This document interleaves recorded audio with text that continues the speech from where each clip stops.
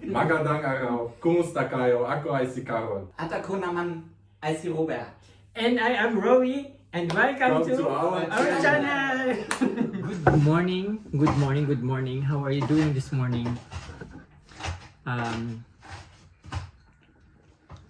Today is Saturday, and si Afam is nagluluto ng aming dinner. Lunch. Sorry, lunch. And ako naman nagtitik. Sakit yung ulo ko. Sabi ko siya muna yung mag-prepare. And yeah. So kumusta na?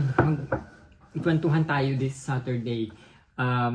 Ikukwento ko sa inyo yung mga bagay. Itatitle ko ito na ang ilalagay kong title is mga bagay na natutunan ko sa Germany. Ano nga ba yung mga bagay na natutunan sa Germany? It's been ages na, or it's been a while na rin, and ang dami ng taon na lumipas, and na-realize ko na meron pala akong mga natutunan din dito. Isa sa mga natutunan ko is yung mga bagay na don't take things personally, like katulad ng, kasi nung nasa Pilipinas pa ako, lahat ng mga sinasabi sa akin ng ibang tao, I take things personally. Katulad ng, for example, like sa physical appearance, pag sa Pilipinas kasi sinasabi ang parating malaki ang mata. Yan, totoo namang malaki ang mata ko. And tinitake ko siya personally na parang may physical deformities ako. Kasi diba, lalo na pag elementary ka, high school ka, laki ang mata. Sa amin is burakat.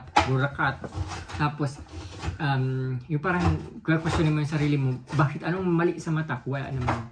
And then pumunta ako dito sa Germany, pag may nagbibigay sa akin ng compliment, ang ganda man ng mata mo, parang tinitake ko siya as insult. Kasi parang yung trauma ko before is parang sa Pilipinas sinasabi nila malaki ang mata, tapos dito sasabihin mo na maganda yung mata ko, tapos parang nakaka-insulto. So eventually na-realize ko, na-appreciate talaga nila yung mata ko na malaki, maganda daw, maganda ba?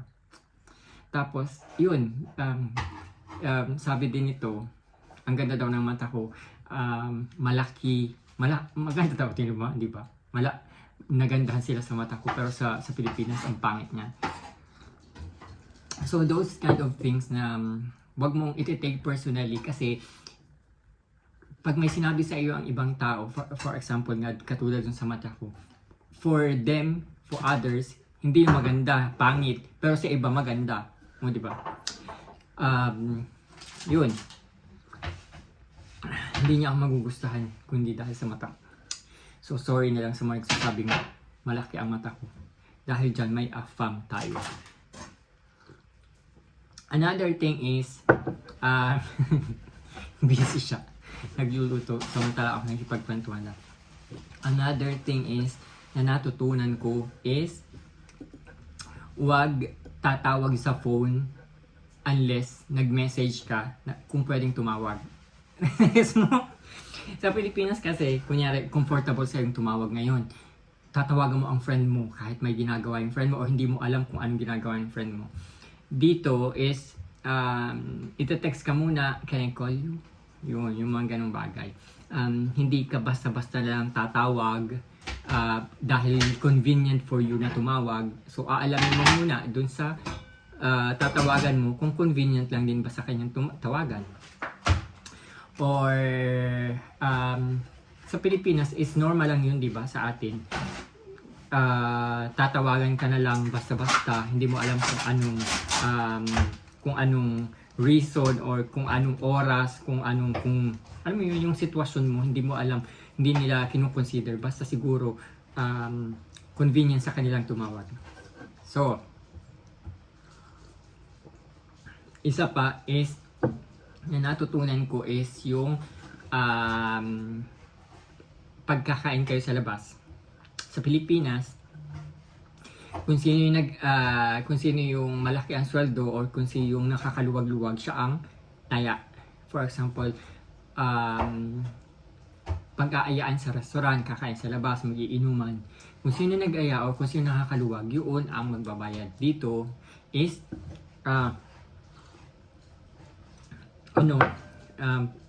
share. Wala ditong librihan. Unless sasabihin sa'yo na ililibre ka niya, i-invite ka niya. Pero even then, kailangan, alam mo yung parang nakasanayan na kasi na parang lahat naman may trabaho, lahat kumikita ng pera. So, gasino na yung mag-share ka ng kinain mo, magbayad ka ng kinain mo. So, fourth na natutunan ko is, aso ko. Come here.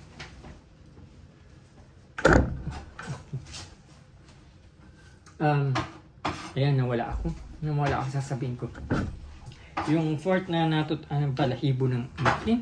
Yung fourth na natutunan ko is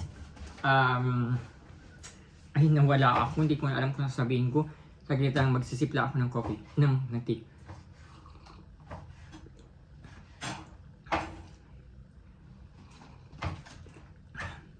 Ang sarap. Iinom ko is peppermint.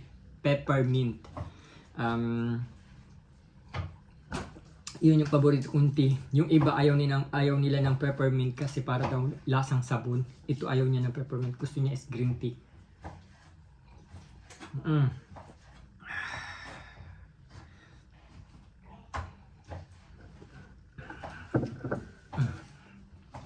Guck mal, die Pfanne wird niemals reichen, wenn ich das Fleisch und Gemüse und... Nee, das reicht nicht. Das Wenn ich reicht schon. Ja, aber die Nudeln wollte ich eigentlich einzeln, aber geht nicht. Dann mach ich die Nudeln, klatsche ich gut rein einfach. Ich weiß nicht, ob es dann gleich schmecken wird. Ja, bestimmt. Okay. Tapos, nawala ako. Kasi hindi ako, pag nagba-vlog ako, spontaneous parati, hindi ko sinusulat kung ano yung gusto kong sabihin. So, minsan, lalo na kapag yung upload ko ng every Saturday na nagkwekwento ako,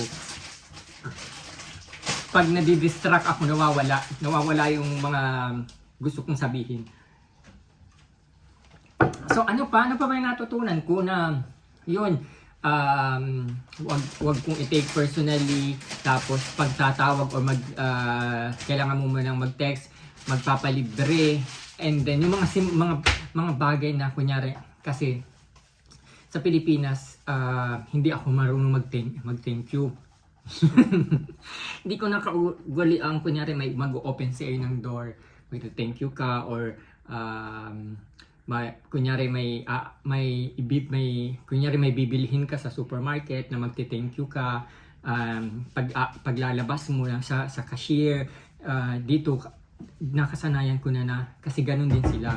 Yun, isa pa yun sa natutunan ko. Hindi katulad sa Pilipinas, diba, na pag kunyari bumili ka sa supermarket or may sa mga waiter, magte-thank you ka after mong kumain o after mong magbayad o after mong may ipagawa sa iba.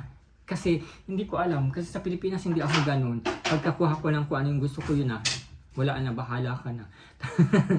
May pagka-selfish ako nung nasa Pilipinas pa ako, but here parang nabago ako ng slide. Tapos yung fifth na natutunan ko is parang take things slowly. Parang lalo na natutunan ko siya kay Robert kasi kailangan hindi yung parang nagmamadali ka lagi, parati kang parang may hinahabol, parati kang may deadlines.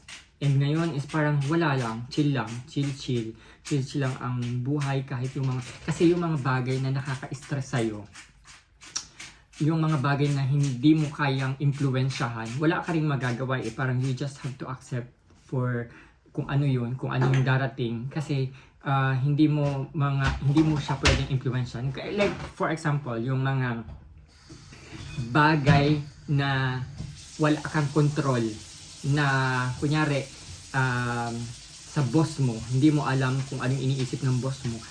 Pag meron ka kunyaring sa tingin mo lang nagawa kang mali, tapos nag-overthink ka, hindi mo alam kung yung iniisip mo is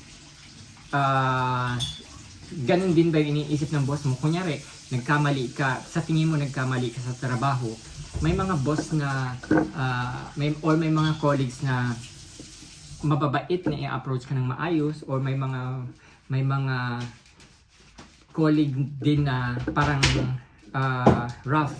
So minsan sa trabaho yun ang nagiging problema ko, na parang parati ako nag-overthink. In the end, yung mga katrabaho ko naman is hindi ako humiliate. Alam mo yun, parang self-conscious lang ako na in the end, yung sarili ko yung pinaparusahan ko. So natutunan ko dito na parang wag kang mag-overthink. Of course, tao lang din tayo. Hindi natin maiwasan yun. Pero nami-minimize ko yung mga ganong bagay. So, ano pa ba yung ko sa inyo lang. Thank you very much for watching, and I hope na enjoy niyo yung vlog ko for today. And papanoorin ko na si Carol magluto. And maybe in 20-30 minutes tapos na siya. Thank you very much for watching, and I will see you again on my next vlog. Bye!